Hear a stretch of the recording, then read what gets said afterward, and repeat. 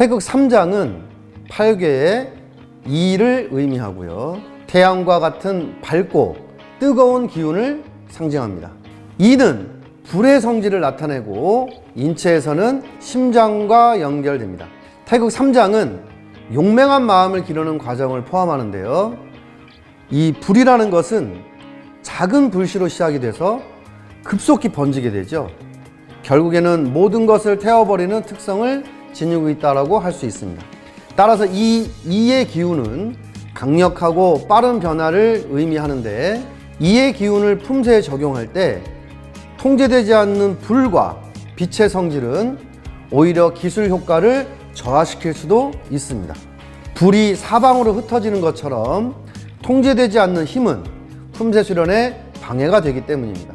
따라서 태극 3장에서는 불과 빛에 해당하는 힘을 정확하게 제어하고 품새 동작에서 과감하게 공격과 방어를 연결하는 기술을 익혀야 한다라고 할 수 있습니다.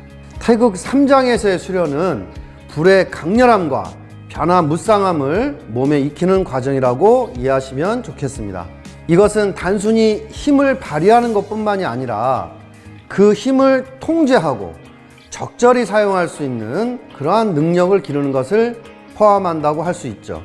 그래서 이 수련자는 불의 성질을 잘 이해하고 이를 품새 동작에 효과적으로 적용해서 공격과 방어를 연결하는 기술을 연마해야 하겠습니다. 네, 이번 시간에는 태극 3장을 배워보겠습니다. 시연자 경례. 자, 태극 3장 준비. 네, 좋습니다. 첫 번째 동작입니다. 앞서기 아래맞기 하나. 다음 처음 나오는 동작이죠. 앞차고 두 번 지르기입니다. 둘. 자, 돌아서 아래맞기 하나. 자, 이어서 둘. 자, 다음은 앞차고 두 번 지르기를 구분 동작으로 설명을 해드리겠습니다. 자, 앞차고 무릎 접기 하나. 자, 두 주먹은 자연스럽게 몸통 앞에서 모아주고요. 그래야 중심을 잡기가 좋습니다. 다음 무릎을 접었을 때 이 종아리가 허벅지에 닿을 정도까지 충분히 접어주시는 거예요. 그러면 종아리에서부터 발목까지 수직을 이루게 되고요. 발의 모양은 앞식 모양 그대로 풀지 마시고, 자, 이렇게 해서 무릎 접기 합니다. 다음에 요 내려딛는 과정이 중요한데요. 자, 1장, 2장에서 설명드렸던 것처럼 예비 과정을 해볼게요. 둘. 자, 좋습니다. 그 다음에 이제 뒷다리가 밀어주는 탄력으로 두 번 지르기를 이어서 하면 좋겠죠. 해볼까요? 둘. 그 다음에 이제 보통 보면 두 번 지르기를 빠르게 하기 위해서 주먹이 이렇게 가슴 앞에서 이렇게 작게 지르는 경우들도 있습니다. 예비 과정에서 충분히 장골까지 주먹을 하고, 그 다음 허리는 이제 반대 뒤쪽으로 이렇게 틀어주는 거예요. 그래서 앞발을 약간 반발 길이 정도 내딛기를 할 때 뒷발은 쭉 펴주면서 추진력을 주는 거죠. 그래서 하나, 그리고 둘, 두 번 지르기를 정확하게 표현을 하시면 훨씬 더 좋겠습니다.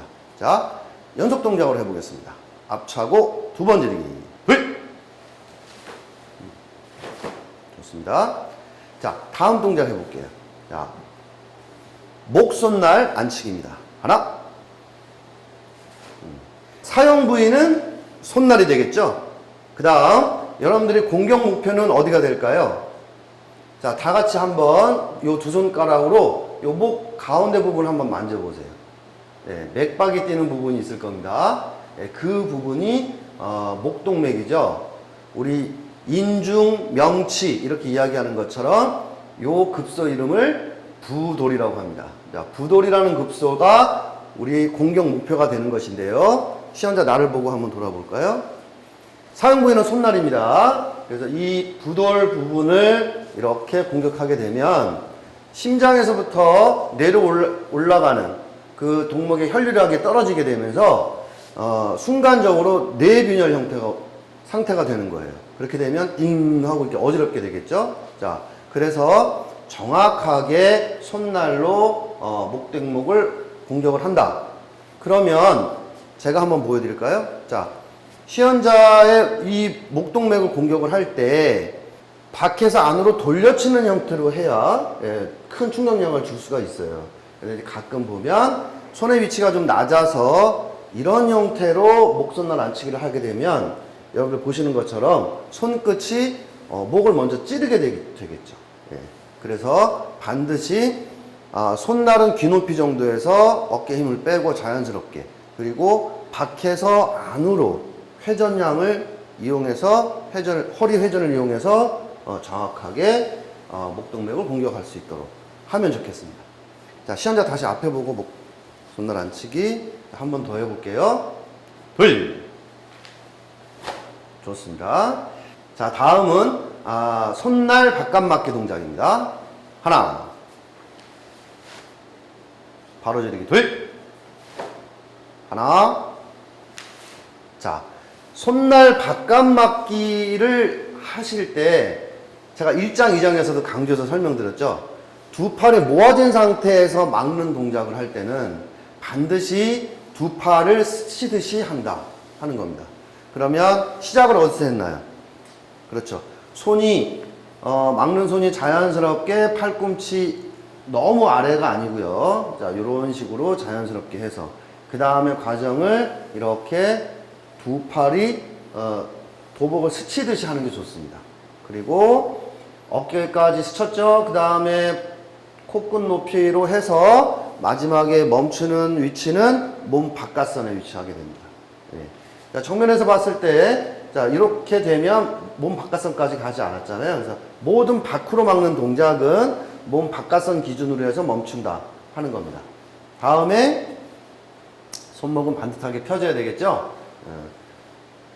손날 맞기를 할 때 이렇게 손목이 이렇게 뒤로 젖혀지는 경우, 또는 이제 가끔 보면 이렇게 손가락이 이렇게 떨어지는 경우들을 볼 수가 있어요. 그래서 네 손가락을 강하게 붙여주시고요. 엄지손가락을 뒤로 당겨줄 때 손끝만 자연스럽게 당겨주면 이 손날 부위에 힘을 집중시킬 수가 있습니다. 다음, 밖으로 막는 동작에서는 팔꿈치가 몸통에서 약 한 뼘 정도 간격을 유지할 수 있도록 해주는 게 좋아요. 이게 멀리, 자, 이렇게 들리면, 자, 보시기에도 동작이 좀 많이 허전하죠? 그리고 팔꿈치가 너무 가깝게 되면 동작이 너무 소극적이게 됩니다. 그래서 이렇게 어깨와 팔꿈치는 자연스럽게 긴장을 풀고 떨어뜨린 상태에서 팔꿈치가 몸통에서 약 한 뼘 정도 유지해주고, 그 다음 손목은 자연스럽게 편 상태에서 막아줍니다. 다음, 자, 앞으로 좀만 더. 그 다음에 이제 보조팔의 위치인데요. 이 보조팔이 이렇게 떨어지게 되면 이 막는 손에 도와주는 역할을 할 수가 없어요. 그래서 이 보조한다 그러면 도와준다는 뜻이잖아요. 그래서 이 팔꿈치를 몸에 자연스럽게 붙여줘야 막는 팔을, 그렇죠, 이렇게 단단하게 도와주는 역할을 해줄 수가 있습니다. 그리고 이 보조손의 주먹의 위치는 허리 아래로 내려가지 않도록, 그래서 이 띠 바로 위에 보면 이렇게 푹 들어가는 부분이 있어요. 여러분도 한번 해보실까요? 손가락으로 꾹 누르면 푹 들어가는 부분이 있습니다. 이 부분이 옆구리 급소인데요. 이 부분에 손목 관절을 자연스럽게 대고 팔꿈치를 몸에 붙인다 라고 생각하시면 되겠습니다. 마찬가지 상체 각도는 45도 정도 유지하는 것이죠. 다음에 뒷구비에서 주의하실 부분이 가끔 보면, 자, 이렇게 무릎이 안으로 몰리는 경우들을 볼 수 있어요. 또는 앞무릎이 이렇게 안으로. 이렇게 되면 보시기에도 상당히 불안정해 보이잖아요. 그래서 뒷구비 서기를 했을 때는 두 무릎을 밖으로 이렇게 연다는 느낌으로 서게 되면 허벅지에 힘이 단단하게 들어갑니다. 그래서 이 서기만 잘 해도 여러분들이 하체 운동하는데 많이 도움이 되고요. 튼튼한 허벅지를 갖게 되죠. 그래서 무릎이 안으로 몰리지 않도록 밖으로 연다는 느낌으로 해서 뒷구비 서기를 하시면 좋겠습니다. 다음 이어서 그 바로지르기인데요. 뒷구비에서 앞구비로 이렇게, 자 보시는 것처럼 발을 진행 방향으로 이렇게 반발 길이 정도로 슬쩍 밀어듣듯이 하셔야 됩니다. 이제 간혹 보면 이렇게 옆으로 딛는다든지 아니면 움직이지 않고 뒷발만 움직여서 이렇게 지르는 경우들을 볼 수가 있거든요. 이렇게 되면 중심 이동이 충분히 되지 않기 때문에 상대방의 거리 조절에서 내가 실패를 하게 된다고 볼 수가 있습니다. 그래서 앞발을 슬쩍 밀어드릴 때 뒷발이 강하게 틀어져야 됩니다. 그 추진력을 이용해서 지르기를 하시면 훨씬 좋은 바로지르기를 하실 수 있어요. 자, 그러면 바로지르기를 해보겠습니다. 좋습니다. 자, 이어서 앞맞기입니다. 하나. 자, 왼쪽으로 조금 더 가볼까요? 네. 자, 1장, 2장에서도 제가 설명드렸지만 몸통 맞기를 하는 과정에서 팔꿈치가 몸에서 멀리 떨어지지 않도록, 중간 과정에서는 팔꿈치를 몸에 가깝게 붙이면서 허리 틀어짐과 팔과 손목의 회전량을 이용해서 맞기를 해주시면 훨씬 더 탄력 있는 동작을 하실 수가 있습니다. 자, 한 번 더 해볼게요. 자, 이어서 돌아서 아래 맞기입니다. 하나, 앞차고 두 번 지르기. 돌아서 하나, 자, 그러면 이번에는 마지막 부분을 설명을 해드리겠습니다. 아래 맞고 지르기, 아래 맞고 지르기입니다. 하나, 자, 이렇게 시연자가 한 것처럼 완전히 아래 맞기를 완성시키고 난 다음에 이어서 지르기로 하시면 좋겠어요. 맞기가 완성되지 않은 상태에서 이렇게 지르기를 하게 되면 동작이 구분이 잘 안 되고 기술 습득이 정확하게 되지 않았다 이렇게 볼 수 있잖아요. 이어서 앞차고 아래 맞고 지르기도 같은 원리라고 생각하시면 좋겠습니다. 완전히 앞차기를 한 다음에 뒷기와 아래 맞기와 당기기를 동시에 이렇게 해서 이렇게 타이밍을 맞추는 것이 중요합니다. 하나, 그냥 이어서 자연스럽게 해볼게요. 좋습니다. 바로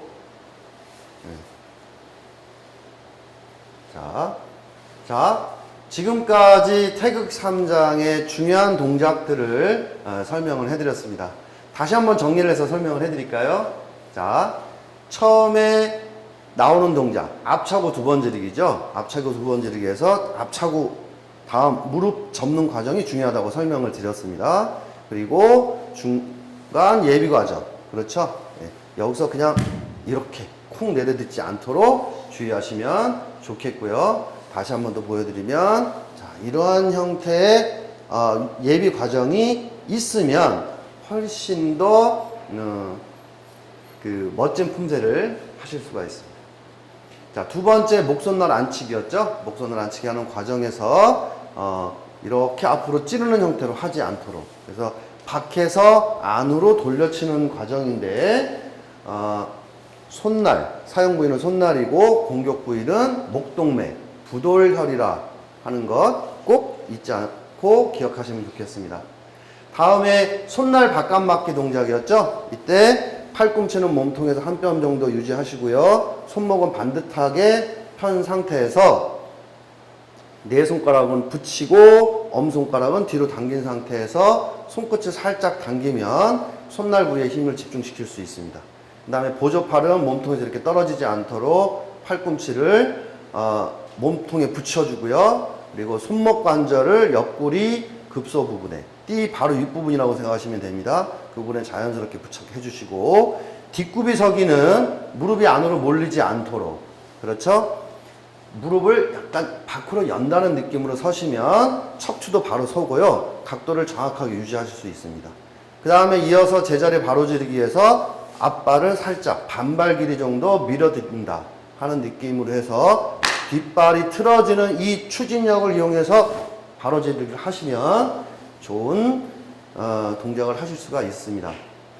그리고 이제 마지막 구간이죠. 아래 맞고 지르기, 아래 맞고 지르기, 앞차고 아래 맞고 지르기. 이 구간을 할 때도 딛기와 막기와 지르기를, 당기기를 동시에 한다.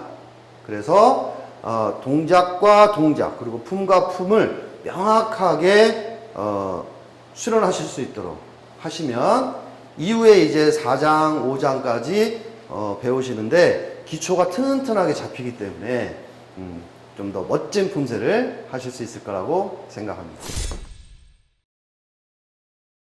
태극 3장은 불의 강렬한 기운을 몸에 익히고 또 이것을 통제하면서 품새 동작에 적용하는 그런 과정을 나타낸다고 할 수 있습니다. 수련자는 불의 성질을 잘 이해하고 순간적인 힘의 발휘와 기술의 정확성을 통해서 더욱 효과적인 방어와 공격을 수행할 수 있는 능력을 갖추게 되는 것이죠. 통제된 힘을 통해서 내적으로는 용기를 기르고 외적으로는 기술을 단련하는 것을 목표로 합니다. 이러한 과정을 통해서 수련자는 마음을 다잡고 정확한 동작과 함께 불의 에너지를 품새에 녹여내면서 더욱 깊이 있는 무도 수련을 이어가게 되는 것입니다.